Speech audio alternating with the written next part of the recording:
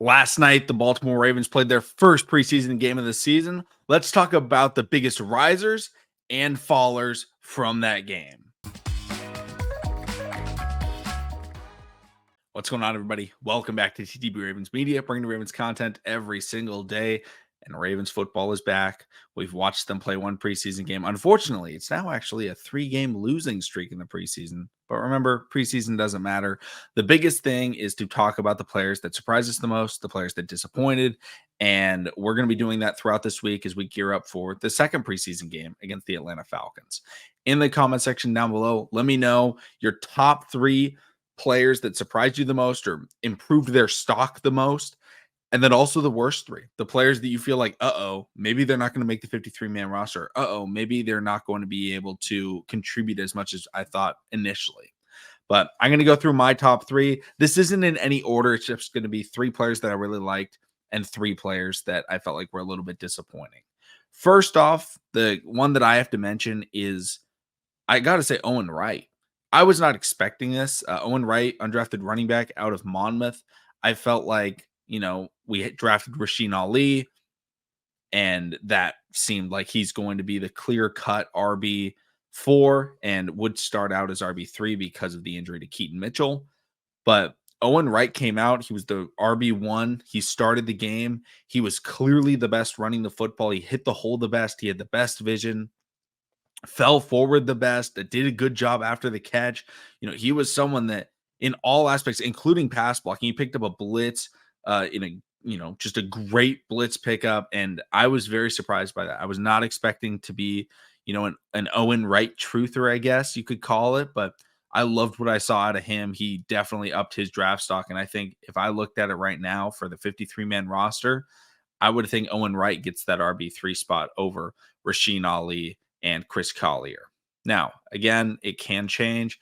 We don't know what's happening in practice, but really liked what I saw out of him. I think he's definitely a big riser after that game. Next up, I'm going to do 2 combined players, 2 offensive linemen that I think absolutely showed that, hey, they can do it. Andrew Vorhees and Roger Rosengarten. Both of them were fantastic. Vorhees, left guard, Rosengarten, right tackle. There was a play on the first drive where Vorhees moved Jordan Davis, 6'6", 330-pound Jordan Davis, moves him about 5 yards off the ball, was able to open up a huge hole. Roger Rosengarten was opening up big holes as well, and Owen Wright was hitting them. They both were very, very good in their debut, and honestly, I'm at a point where I'm like, I don't know if I need to see them again in the preseason because they were so good in that spot. And that's something that I was really pleased with. Next up, I would say that even though he had a really bad first play, I think that Dayton Wade would be my final standout player of the players that we haven't seen before, right? Because there were other guys, right? Like Nate Wiggins was fantastic, but he's our first round pick. I don't want to put him. Trenton Simpson, spectacular, but he's already our starting middle linebacker or will linebacker. So we don't necessarily, I don't want to just talk about the starters. I want to talk about guys that, could potentially be making the 53-man roster. And Dayton Wade certainly showed he has a good chance. When he first started, he dropped a pass. He looked ahead too early, gave that quick little turn, drop. And I was like, uh-oh, that's going to hurt his confidence. But the Ravens kept going to him. They were going to him underneath. They were going to him over the middle. And he was very good after the catch, was able to pick up a crucial first down on the Ravens scoring drive. And, was making people miss, was catching the ball well, even returning some of the kickoffs. And so I really liked what I saw out of him. I think he surprised me because of his bounce back ability. I knew that he was a good football player, but when you're someone that's known for, hey, this guy makes crazy catches and everything like that, and he drops the first pass, you get really worried. But he bounced back very well, and I think he's definitely in the running for, that final wide receiver spot on the roster. I think of the guys not returning to the roster, so no Tylan Wallace, Aguilar, and such like that, I think he is probably the favorite of the players we've seen. We haven't seen Russell Gage, so it's hard to gauge, where exactly he will be in that, but really liked what I saw out of Russell Gage. One more shout out, kind of cheating, kind of doing for Sanusi Kane, spectacular special teams. He got injured on the stinger on an unnecessary roughness hit, which Wish that wasn't an unnecessary roughness call, but they changed the rules, protect players. I understand it, but uh, really good on special teams. I think he'll 100% make the team because of his special teams playmaking ability. I think he had two big tackles as a gunner, and that's going to get you on a football team. If you can be a good special teams player, that's going to get you there. Sanusi Kane's a good special teams player. Now moving over to the disappointments. Again, this isn't the end all be all. This isn't me saying they're done, they can't make the team, they're terrible. This is just me saying in this first game, my expectations were a little bit higher than the output that we were able to see. And also, I'm going to talk about this in the sense that I'm only going to name players we got to see, a decent amount of snaps of. I'm not going to talk about Tez Walker. I'm not going to talk about Emory Jones. Those were players that just didn't necessarily get a lot of opportunity, even though we didn't get to see much. It's hard for me to gauge like how good you really are. But first off, I hate to say it because I was really excited to watch him, but Daniel Falele did not look necessarily good at right guard.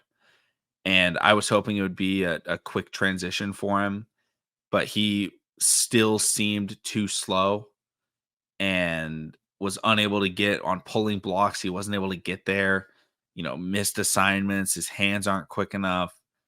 Hopefully he's able to make that transition. But as it stands right now, I'm kind of thinking that Ben Cleveland's going to get that spot, and they just have Ben Cleveland playing center so that we can see how everyone else does at their offensive line spots. But really hope he has a bounce back game against the Falcons, but was not a great start for Daniel Falele. Next up, I want to say like Malik Harrison. This is someone that I really liked, and he was out there at the start of the game. I don't know how many snaps he ended up playing, but he was out there at the start, and I did not see him as much as I thought. Now, I will mention he was not starting at Mike or Will. He was on the edge. So, they're definitely testing him out in different situations. And so I kind of understand that. He wasn't able to get a sack or anything like that, but I wish we could see more from someone like him where I think he's a good player and we just didn't really get to see a lot of chase downs or really anything from him in that aspect. And then the final kind of disappointment, I'm just going to go with the quarterbacks. I wasn't like overly disappointed with Devin Leary. I wasn't overly disappointed with Josh Johnson. Like they both kind of played to the level that I expected from them. I'm more just disappointed that those are our options. Like I'm disappointed with the Ravens organization for having those be our options at quarterback. Josh Johnson, I mean, he wasn't hitting throws. He was taking too long in the pocket. He did decent in terms of scrambling, but he's played on more teams than anyone in the history of football. I believe it's 14. And I would just think that he could make those decisions quicker. Like we had to only do check downs. We couldn't throw deep. And it was really disappointing. And then Devin Leary, it was his debut, but did not look calm and poised in the pocket. Was pretty inaccurate. He made some throws that were just like it was head scratching. I'm like, was someone supposed to be there? He made one on third down where he essentially threw it to the sideline, and I don't know if a Ravens player was in 15 yards of the football. So that was a little bit disappointing. Unfortunately, we only saw like one play from Emory Jones, and that was I hate to say this, but it was kind of funny. Like it was like the most unlucky play you could have happen to start your NFL career. Hopefully he has a bounce back. But overall, there were definitely a lot more risers in this game than there were fallers. So it's harder for me to pull guys that I felt like fell. But overall, I think this was a really good game in terms of gauging the players that the Ravens needed to gauge. We needed to see how the offensive line played, especially blocking for the run. We needed to see how our special teams played with the new kickoff format, how we can have our new gunners and such. We had great plays over there. We needed to see how wide receivers are able to catch, the ball underneath and get yak, how we can stop the run. Trenton Simpson was flying around. Nate Wiggins played a great game. So a very exciting game for young Ravens fans of like developmental players. I think this was a really good game. And hopefully they're able to continue building on that. But those are the players that stood out to me the most. If you guys have someone new that I didn't mention, let me know in the comments. We can talk about him. Thank you so much for watching. Subscribe for more, and I'll see you again tomorrow.